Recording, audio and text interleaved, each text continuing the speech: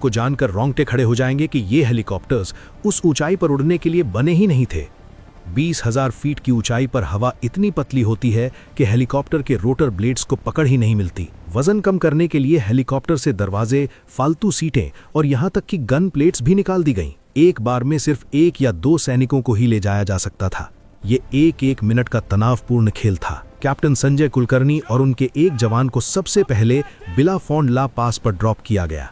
हवा की रफ्तार 100 किलोमीटर प्रति घंटे से ज्यादा थी।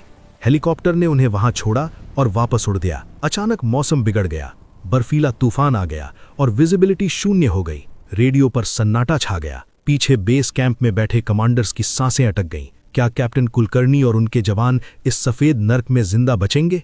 घंटों तक कोई संपर्क नहीं हुआ। वो भयानक रात उन जवानों ने बर्फ में गड्ढा खोदकर बिना स्लीपिंग बैग्स और बिना आग के गुजारी। उनकी पलकें जम रही थीं, खून नसों में जम रहा था, लेकिन उनके हौसले हिमालय से भी ऊंचे थे। अगले दिन जब मौसम खुला और बाकी जवानों को ड्रॉप करने का सिलसिला शुरू हुआ, तब जाकर देश ने राहत की सांस ली। लेकिन ये तो सिर्फ तूफान के आने से पहले की शांति थी। दुश्मन रास्ते में था और मौत उनके दरवाजे पर दस्तक देने वाली थी। सियाला और बिलाफोंड ला दर्रों पर भारतीय सेना ने अपना डेरा जमा लिया था।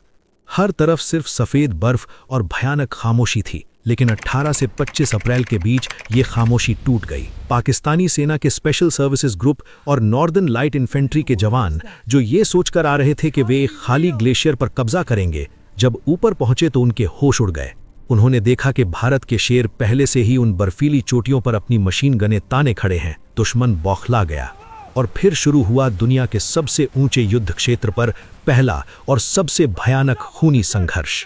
20,000 फीट की ऊंचाई पर गोलियों की आवाजें अलग ही तरह से गूंजती हैं। तोपों और मोर्टार के धमाकों से